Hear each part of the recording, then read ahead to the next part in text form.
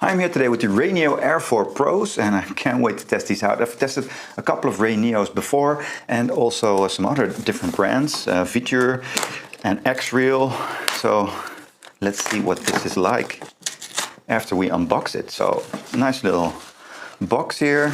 You can open this up and then we got this very space age looking box right in there. So very cool. Okay, so it opens up, and one thing about Rayneos, you do get a very cool carrying case with these. Very nice soft case, and in this case that's the same thing. You have a nice little button here, you can close that and open it very easily. And let's see what we have. So the glasses, okay, so a little bit bulky, a little bit more bulky than my XREAL 1S is, but still very, very nice. And Rayneo also has these cool glasses on the front, so it's not like a pair of glasses, this is really on top of there. So as you can see, I think that looks pretty cool. Let me see how these look. So quite comfortable, quite light as well, so that's nice. And you do get a completely black guard for these, so you can put that on. And then you have a completely dark space when you're like working or gaming or that sort of thing. Normally they tint a little bit black, but I think having something like this on there is very nice as well. And then of course a nice cable in there with one hooked side that looks right behind your ear, like so. A nice little tab on there so you can keep everything together. And then the normal side over here. So that's pretty nice too. And then you can plug this into any USB-C device that supports video out over USB-C, so most laptops, and of course my Samsung phone here, the S25 Ultra. So I'm going to use this. It should immediately start Samsung DeX, so we can go into here and see what that looks like. And then of course have the little pull tabs here on the eyepieces, where the video out comes from. So let's remove that. And now we should be good to go. So, okay, let's see what this baby does. Oh yeah, so I immediately have some Samsung DeX here, right when I open this up. So you can just start using it right out of the box. It's a little bit light, I can still see like the camera, but I can still see a little bit of a glossy finish over there. But especially when I look at my video light, then I can't really read the text anymore. So if you have a bright background or like a window that's open with the sun coming through, then it's a little bit hard to see. But let's see what modes we have here. We have a couple of buttons. So a mode button right there.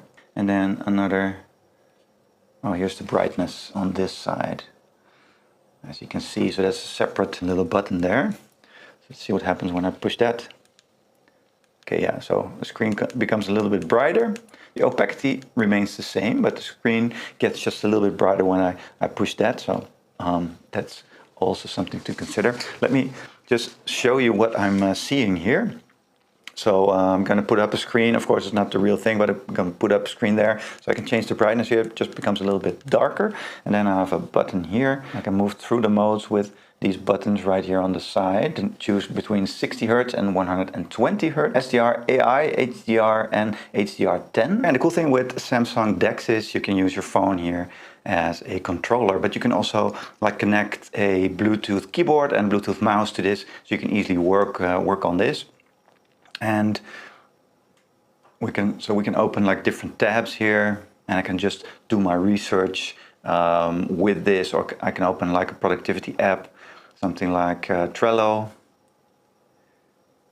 and move that over to the left side or to the bottom, and I can have multiple windows open. So with these glasses and a lot of other brands, the thing here is you have like a decent sized screen, right? But when you move your head, the screen also moves with you. So when I'm looking at the camera here, for example, and I move a little bit around, I can see that screen moving with me. It's always in my vision, but that also makes it a little bit hard to see the complete edges. So especially the right and left bottom edges are a little bit difficult to see. Now when you're gaming, that's not a problem at all here, because you just watching what's happening in front of you in your vision, and then your peripheral vision can definitely see like the HUD options on the left bottom, that sort of thing.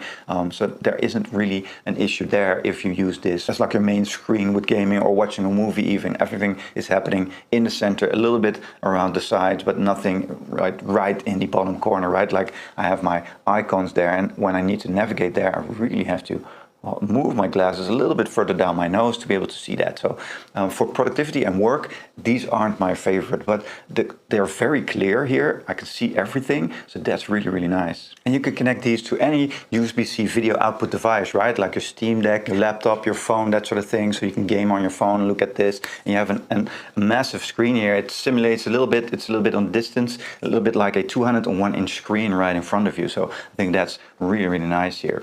And it's very budget friendly, so perhaps it's not the best for productivity, but I think at this price point with HDR10 or AI HDR, as they put it, I think it's a really good steal here, a really good deal. So I think these were the first that featured HDR10 compatibility. So in that regard, they were a little bit more expensive when they came out, but right now these are a steal at a very good price. So I think if you really want to game in HDR, I think that's very, very nice. And it supports 120 Hz refresh rate, so great for gaming as well here again. I think it's great for Steam Deck, the ROG or the Nintendo Switch, in any gaming device with video out over USB-C. I think that's a really good pair here. So you can change the brightness right here in the menu. You can change a little bit the way you want to see the color scheme, so you can change the colors to a little bit more blue, a little bit more red. So you have a lot of options here, and the audio comes from a Bang & Olufsen Temple speakers right here.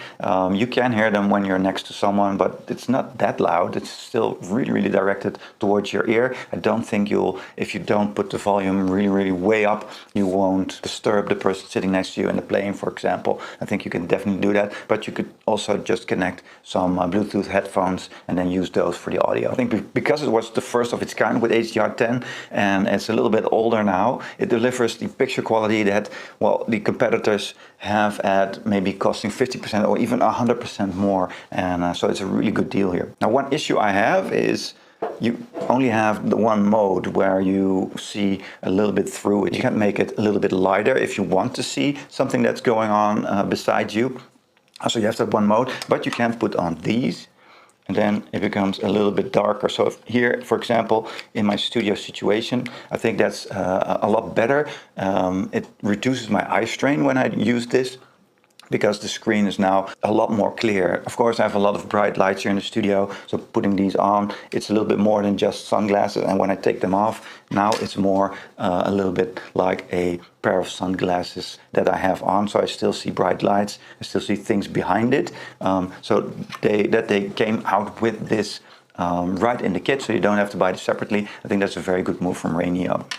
So a very nice pair of glasses. I really like these for the price that they have. They're still very comfortable, but the gripe I have with it is they have no 3DOF, right? So no space anchoring. My favorite pair is the XREAL 1S right now, and I can anchor my screen. And for working, I think that's really, really nice. Now what that means is I can put the screen over there, and then when I look away, it stays there.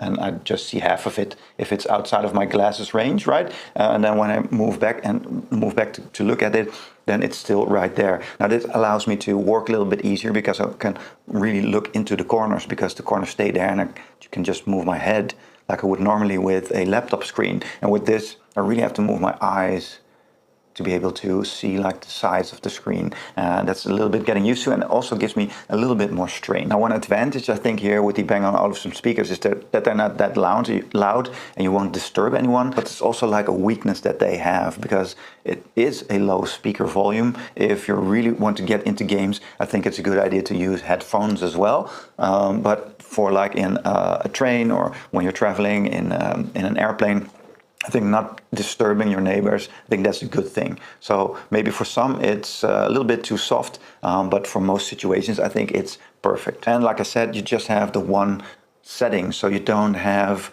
extra dimming that you can do to make it a little bit darker, just with this that came with it to make it completely dark. So there's no different modes here, while most of the competitors have different modes. Now, in all honesty, I only use one mode most of the time, the darkest mode, and I think this is comparable to like the darkest mode of the XREAL S1s. or 1S, sorry. So perhaps you don't even notice it, but some might use that, and it's called the electrochromic dimming. That's what it's called, electrochromic. That's that the electricity here, that you can digitally change the glasses opacity. So they don't have that. That might be a main selling point for some of the competitors, but most of you won't even notice it and just will use one of those settings anyway. I think they fit quite well for my nose. You don't have any additional feet, so it's just the feet that came with it, and these are like the medium that other brands offer, but they also offer S's and L's most of the time. So all of these glasses fit me with an M setting anyway, so I don't use these additional feet. But if you have other pairs of glasses and you switch to the S's or the L's, then you might have an issue with them sliding down your face. They are very light, however. They're only like 79 grams, so I can wear these for quite some time without them getting like too heavy on my nose or anything. And I also don't feel like the strain here on the cable behind my ear, so they fit me quite well. So all in all, for the price, I think they're great. If you're just going for image quality at this price, these can't be beat. They don't have the most features, and the app is a little bit buggy, but you're probably never going to use it anyway, because they're, well, you can use them right out of the box with your phone, with your Steam Deck, that sort of thing. So I don't think that you'll use that much. And they have a very cool, like, rimless glasses here, which looks quite futuristic. So I think a very nice pair of glasses for this price point, and I hope this video has helped you make your choice.